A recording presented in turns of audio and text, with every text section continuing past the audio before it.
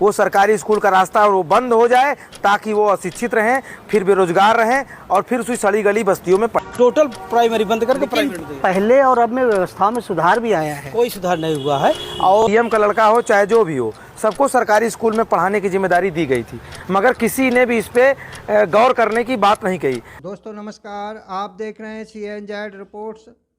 आज का video basic स्कूलों में, उत्तर प्रदेश के बेसिक स्कूलों में, सरकारी स्कूलों में जो स्कूलों को मर्ज किया जा रहा है, स्कूलों को बंद किया जा रहा है, उसके कारणों पर मैं चर्चा करने वाला हूं। बहुत ही महत्वपूर्ण वीडियो होने वाला है। आज तक सोशल मीडिया पर तमाम वीडियो पड़े हुए हैं, आप ग्राउंड रिपोर्ट तक देख रहे हैं, लेकिन हकीकत आपको नहीं पता चल पा रही होगी कि आखिर ऐसा क्या कारण है जो सरकार सरकारी स्कूलों को बंद करने जा रही है।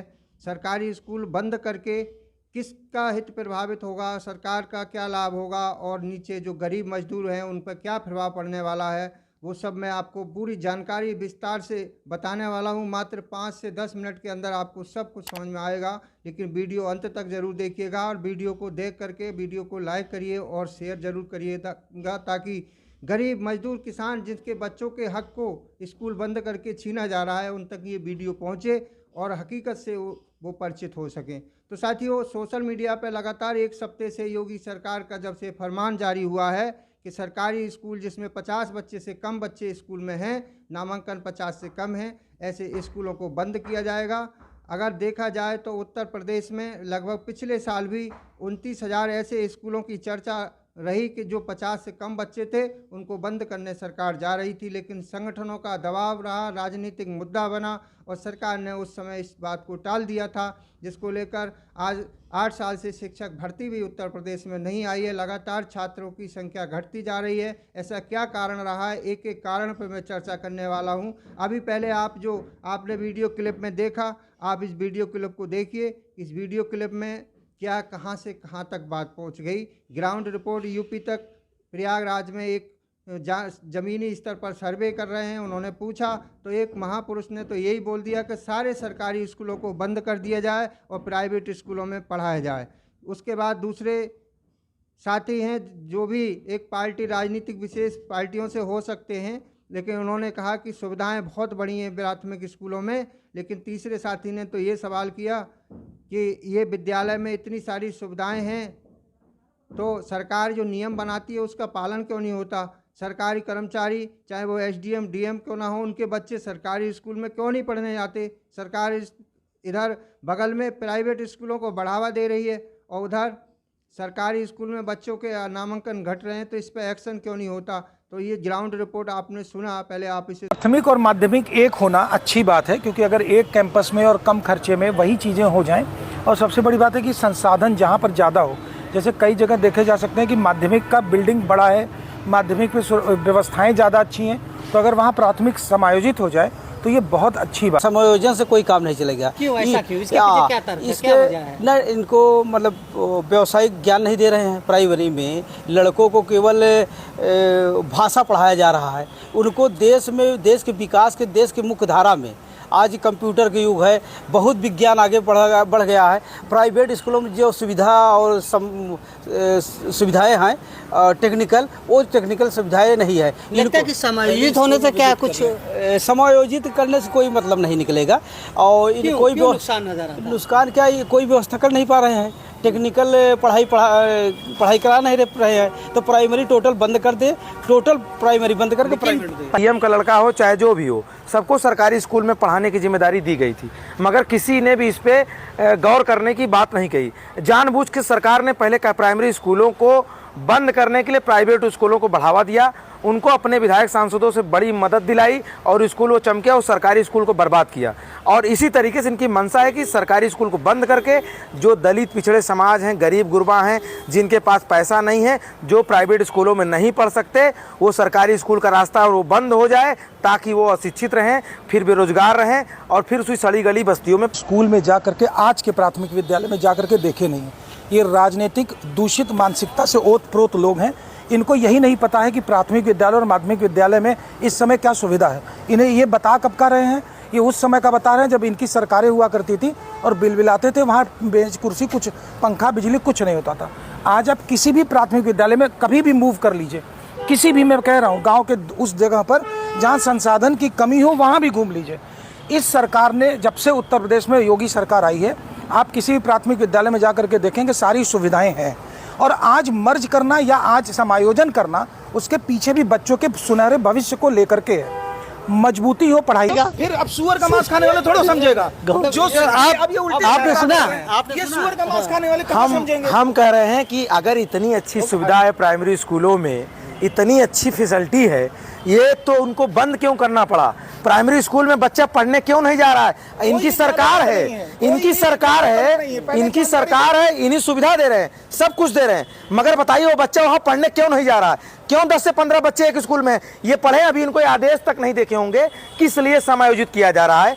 प्राइमरी स्कूलों में 15 से 8 से लेके 9 से लेके 10 तक बच्चे मत पढ़ रहे हैं, इसलिए जूनियर में जाके प्रमोट किया है। इनको नहीं मालूम है। मैं इसी इलाहाबाद का बहादुरपुर ब्लॉक का अमरसापुर गांव है। अमरसापुर गांव में टोटल 6 प्राइमरी स्कूल है, एक पूर्व माध्यमिक विद्यालय है। अब वो 5 प्राइमरी विद्यालय जब बंद हो जाएंगे, पूरी 8 किलोमीटर के अंदर वो ग्राम सभा है। अब 8 किलोमीटर का जो बच्चा होगा पूर्व माध्यमिक विद्यालय अमरसापुर में कैसे जाएगा पढ़ने? इनसे पूछिए, इनसे पूछिए प्राइमरी स्कूल में पढ़े हैं, हम प्राइमरी स्कूल के स्टूडेंट हैं, इनको नहीं मालूम है कुछ। ये शहर में रहने वाले लोग हैं, सरकार की दलाली करते हैं, चाटुकारिता करते हैं, इनको अच्छा लगेगा। गांव से उस गरीब बस्ती से पूछिए जो मलिन बस्ती में, जिनका बाप 400 रुपया दिहाड़ी करके शाम को कमाने आता है और महीने की फीस भरने की, ड्रेस और खाना बनाने का पैसा नहीं होता, उनसे पूछिए। व्यवस्था करने के बाद क्यों नहीं चाहते, क्यों नहीं जा रहा पढ़ने? पूछिए ना। 2027 चुनाव के गौमूत्र से लेकर सुअर के मांस तक बात चली जाती है। कितनी शर्मनाक बात है। इस तरह की बातें क्यों हो रही हैं? इस तरह नहीं होना चाहिए। दोनों लोगों को इस तरह की बातें नहीं करना चाहिए। अंधभक्त बोल दिया। क्या सच है? आप अपना कमेंट बॉक्स में सुझाव, ये वीडियो आप सुन करके ज़रूर लिखिएगा। मैं आपको बता दूं, जैसा कि लगातार 8 साल से छात्र संख्या में गिरावट आ रही है और 29,000 ऐसे विद्यालय उत्तर प्रदेश में है जिनकी छात्र संख्या 50 से नीचे जा चुकी है। लेकिन आज की तारीख में अगर देखा जाए तो प्राथमिक शिक्षकों में भी एक बहुत बड़ा हड़कंप मच गया है। संगठनों ने इसका विरोध करना शुरू कर दिया है स्कूलों का, और जिस विद्यालय में छात्र संख्या कम है उस विद्यालय के प्रधान अध्यापक, जो इंचार्ज अध्यापक हैं, उन्होंने घर घर जाके संपर्क भी स्थापित करना शुरू कर दिया है और छात्र, ताकि स्कूलों को बचाया जा सके। लेकिन इसका कारण क्या होगा? क्या उन गरीब, मजदूर, शोषित, वंचितों का हक जिसे आईटी एक्ट ने प्रदान किया, शिक्षा के सार्वभौमिकरण के लिए हर मजदूर, हर गरीब, हर गांव के व्यक्ति को सभी पढ़ें, सभी आगे बढ़ें, ये नारा दिया और ये आईटी एक्ट में लिखा गया कि कोई भी अनपढ़ नहीं रहेगा। गांव में ही 1 किलोमीटर पर प्राथमिक विद्यालय होगा और 3 किलोमीटर पर उच्च प्राथमिक विद्यालय होगा। लेकिन आज ऐसा स्थिति पैदा हो गई है कि लगभग 5,000 स्कूल तो ऐसे इस समय की देखा जाए तो हैं जो बंद होने जा रहे हैं। कुछ हो भी चुके हैं, कुछ होने वाले हैं, तो इसमें कुछ बच भी सकते हैं। तो क्या सरकार ने इसके बारे में कोई उपाय सोचा? क्या सरकार ने ज़मीनी स्तर पर जाना कि क्या कारण है? सरकार ने इसका सर्वे कराया किसी अच्छी टीम से?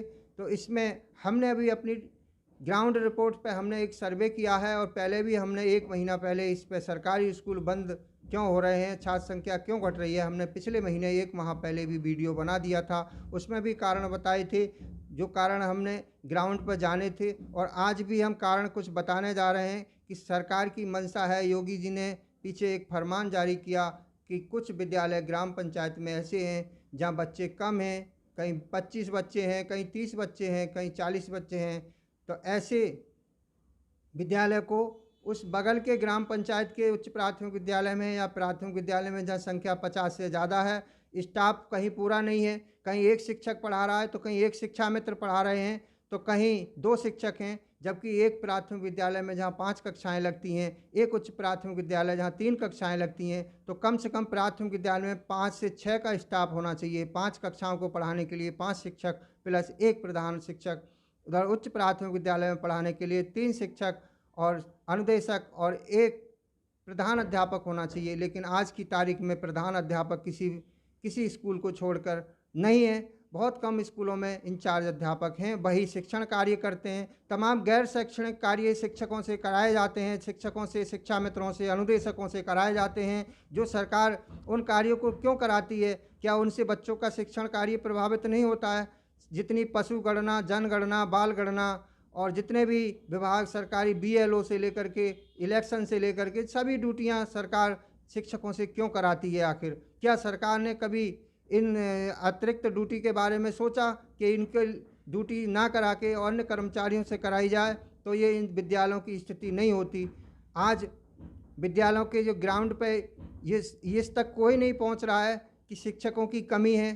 शिक्षा मित्रों को 8 साल से मात्र 10,000 रुपये काम कराया जा रहा है। अगर कुछ साल पहले का डाटा चेक कर लें तो शिक्षा मित्र जब सहायक अध्यापक हुए थे तो उस समय और आज का डाटा ज़मीन आसमान का फ़र्क होगा, क्योंकि शिक्षा मित्र को पूरा भरपेट पैसा मिलता था, उनको पेट भरने के लिए वेतन पूरा मिलता था, तो वो पूरा काम मन से, तन से, धन से, रात दिन एक करके तब घर घर जाते थे और गांव में संपर्क करते थे, घर घर संपर्क करते थे, खेतों में जाते थे।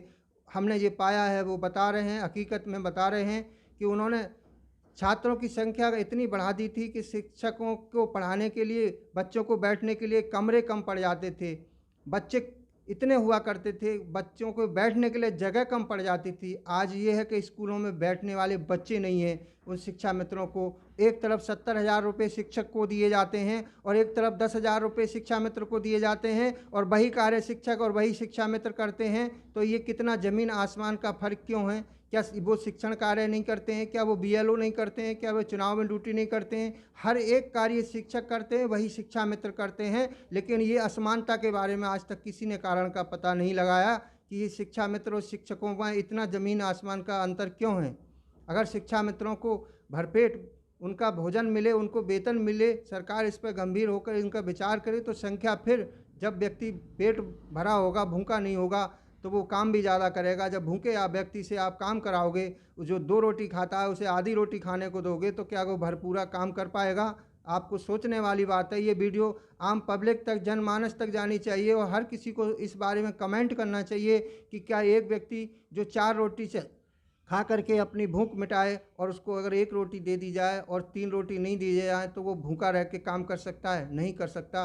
तो इसलिए ये भी बहुत बड़ा कारण है। दूसरा कारण ये और भी मैं आपको बताने वाला हूँ, और भी कई कारण ऐसे हैं।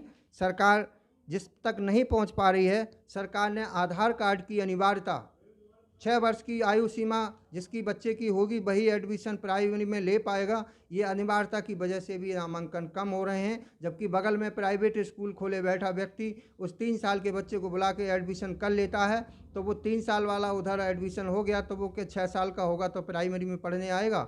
ये अनिवार्यता, ये इस तरह से इससे भी नामांकन में अवरोध पैदा हो रहा है। बहुत सारे ऑनलाइन कार्य शिक्षकों से कराए जाते हैं, जिसकी वजह से देहात, गरीब, मजदूर, किसान के बच्चे उन अनिवार्यताओं को पूरा नहीं कर पाते, इसलिए वो दाखिला नहीं ले पाते हैं। और तीसरा कारण ये भी है कि जो शिक्षक पूरा भरपेट वेतन भी पाते हैं, लेकिन जो बाहर के होते हैं वो लोग पूरा ध्यान भी नहीं दे पाते, वो घर घर नहीं जा पाते, वो खेत में नहीं जा पाते, वो अभिभावकों के टच में नहीं रह पाते जैसे कि शिक्षा मित्र रहते थे। तो उतने नामांकन भी उनके द्वारा नहीं हो पा रहे हैं।